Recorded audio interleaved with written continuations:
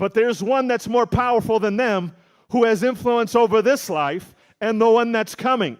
That's the one that you ought to respect. That's the one that you ought to revere. That's the one that you ought to honor. That's the one that you ought to be careful around. That's the one that you ought to respect. That's the one that you ought to obey. That's the one that you ought to follow. That's the one that you ought to live your life for and be willing to lay your life down for. It's a different type of fear. Amen? And so Jesus is pointing out you need a healthy fear of God.